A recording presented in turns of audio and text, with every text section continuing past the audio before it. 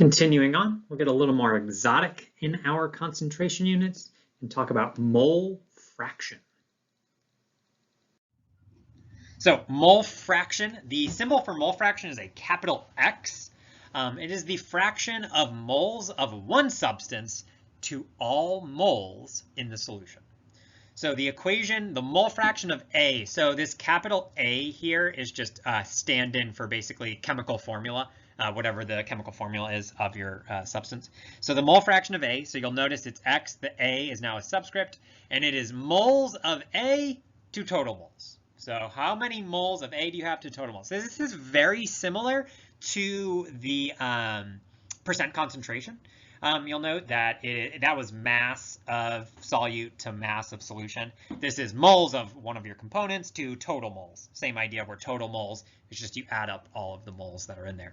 Mole fraction is mostly used where the solvent and solute have the same phase. So for example, dissolving alcohol in water, because it can be hard to distinguish what exactly is the solvent. Do you have more alcohol or more water? How does that? There's kind of a variable scale. You can either can be the solvent or the solute. So you want to talk about all of those mixtures with the same language. So that's where mole fraction really comes up. Any fraction, you'll also note on the bottom, it just says total moles. It doesn't have to, or it's in the top, it's just moles of A. You can define the mole fraction of the solvent or the solute really easily. All substances can have a mole fraction. The other advantage is that mole fractions are readily calculatable for mixtures with more than two components. So when you have, say, methanol and ethanol and water, what's the solute? What's the solvent? You know, when you have multiple things, how do they kind of all mix together? And so you can just kind of define the mole fraction for whatever you want. How many of the relative things do you have? Let's look at an application of calculating a mole fraction. What is the mole fraction of methanol, CH3OH, in a mixture of 50 grams of water and 50 grams of methanol? So just like we've done previously with the other concentration units, we always want to start by being able to calculate this concentration unit as a way to characterize a mixture. You have 50 grams of water and 50 grams of ethanol. What's the mole fraction of methanol? All right, I want the mole fraction of methanol. We want to recognize our concentration units. Mole fraction is capital X, CH3OH. You put that little subscript for whatever you're describing, and we know that that's going to be equal to my moles of CH3OH divided by total moles. And that total moles we can expand out more because we know that's just going to be the moles of everything added together. Just like mass is additive, so are moles. So moles of CH3OH plus moles of water. Oh, whoops. So if I want to figure out the mole fraction of CH3OH, or conversely any component in the solution, I need to know the moles of basically everything that's in there. That is not given to me.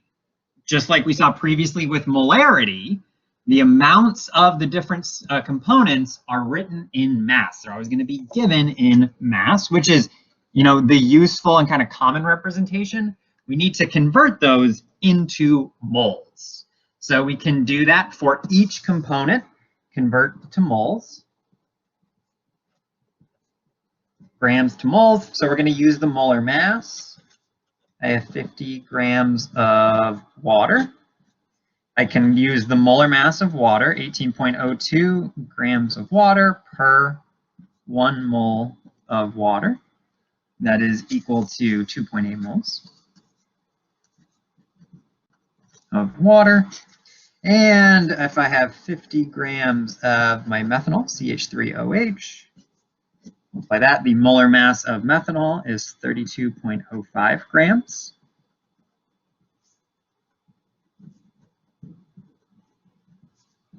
And that gives me 1.6 moles of CH3OH.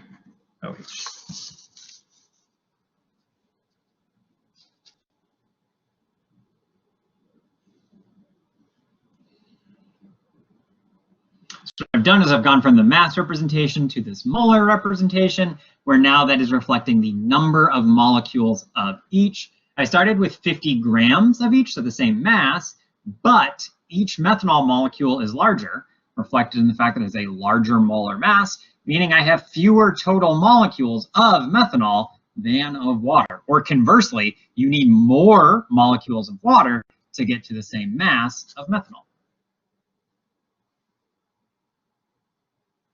We can plug that stuff in now.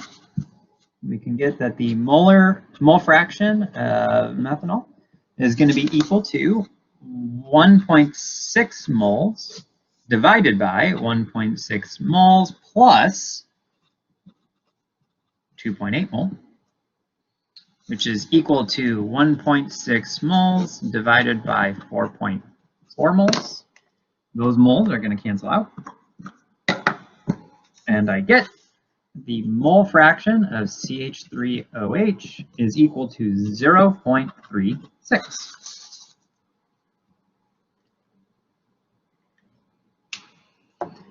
So overall, we can see that the mole fraction is very similar to a percent concentration, but we don't multiply by 100. So we leave it as a fraction, even though it's a decimal, but we could convert that to a fraction. So a couple of things about mole fraction. Because it's moles of one thing out of total moles, this value always has to be between 0 and 1. And how we can interpret this 0.36 is that 36% of the molecules are methanol, or 0.36 of the moles. But this description is by molecule. And so we can see that mass-wise, this mixture was 50-50. It's 50% methanol, 50% water. One of the things as a result of that is you using a pure mass description, you can't call one of these things the solvent and one the solute, which is fine because mole fraction doesn't care. Mole fraction does not care what the solvent and what the solute is. It's just telling you what percentage of the molecules or what fraction of the molecules are that thing. So the mole fraction of methanol is 0.36, so 36% of the molecules are water. Not equal by mass, or they're equal by mass, but not by molecule. The other thing is that the mole fraction of the methanol plus the mole fraction of water has to be equal to 1, because this is a mixture of these two things. If you add up all the mole fractions, they have to equal out to 1. So if we know the mole fraction of this is 0.36, that means we can figure out that the mole fraction of water is equal to 0.64, because 0.36 plus 0.64 is equal to 1. So again, mole fraction doesn't care. We would, now that we know there are more molecules of water, we'd probably call that the solvent if we really needed to, but in this case, we don't need to, and mole fraction does not care. It is able to tell you that 0.36 out of 1 molecules are methanol, 0.64 are water. So that is the relative ratio or relative fraction of each of them. 36% of the molecules are methanol, 64% of the molecules are water. Mole fraction is not represented as a percentage, but we can interpret them in that way. And so this is really, mole fraction is useful in cases where you want to describe everything. You don't really, either you don't care if you have a solvent and solute, or you want to describe the solvent. This is the only way that you can describe the solvent. Molarity and percent concentration are all just based around solute. And if you also just kind of want to describe all of it. The other thing that can happen is you can have more than 2 things. If, say, you dissolve in water, you put methanol and ethanol and propanol, right? You got all sorts of things mixing together. You can have more than 2 mole fractions. So mole fraction in a lot of ways is our most variable concentration unit, because it doesn't depend what the solute and what the solvent is. You can describe any component of any mixture. So this is really common when you're mixing liquids inside of liquids or solids inside of solids, gases inside of gases. Whenever you're kind of maintaining the phase and you're mixing a lot of things together, that's where mole fraction really, really is useful. So mole fraction is really useful. It gives you a really chemical perspective. It's like a chemical version of percent composition, which is really nice, and has a lot of applicability. It is definitely something that will come up again and again. But really, one of the places where we really have to kind of use mole fraction is when we have more than two substances in a mixture. It's not like you have a solvent and a solute, but maybe you have a lot of stuff that's all mixed together, and you want to kind of describe them all equally. So, for example, air. Dry air is mostly, it's mostly made up of nitrogen, oxygen, and argon. That's over 99% of air. So rounding to 2 digits after the decimal, that adds up to 100%. And so, you can kind of think about, well, what does that mean? Really, you can talk about nitrogen as the solvent because it's 78% of molecules. There's a lot of them out here in this drawing. There's a lot of nitrogen here. So sometimes you can describe nitrogen as the solvent. But one of the things we want to think about is we always think about the solvent, one of that kind of implies that the solute is functionally different, right? Like when salt dissolves in water, it's very different than solid salt.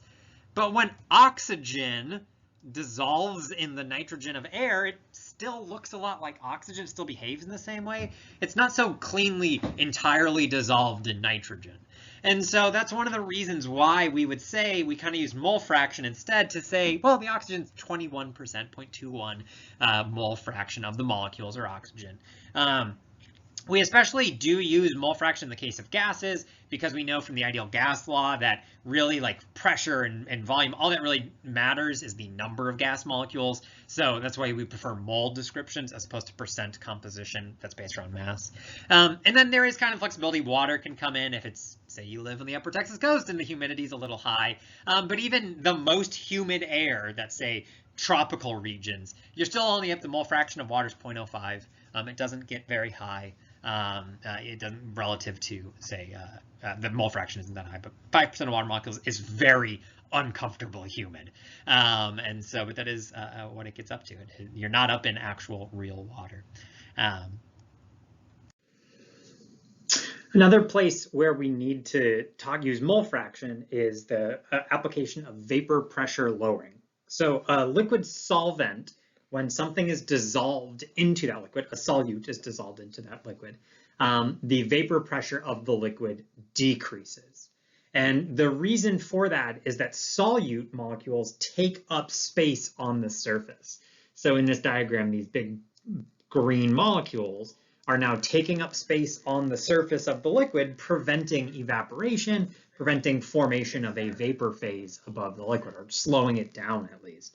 And the mechanism of this sort of vapor pressure lowering is purely how many molecules of solute are there. Basically, what percentage of the surface is covered in solute molecules, which would be the same thing as what percentage of the molecules are solute molecules. And so we have to use mole fraction when we're talking about vapor pressure lowering. And it's just kind of an application why we have to define. There are other reasons to use mole fraction, but this is a place where we have to use mole fraction to talk about this sort of kind of nuance of how and why solve the properties of solutions, especially when we want to describe them. The fact that solutions do evaporate more slowly because they have lower vapor pressure. One of the ways you can remember that is that we rinse glassware with deionized water. And the reason why we rinse it in that way is because deionized water has less solute in it, so it evaporates more quickly. So if you rinse glassware with deionized water, it just dries faster. Okay, looking for any more questions on participation 9.8. I think, yeah, that's halfway through this set of videos. I bet you will find some questions in the back half of this set. See you there.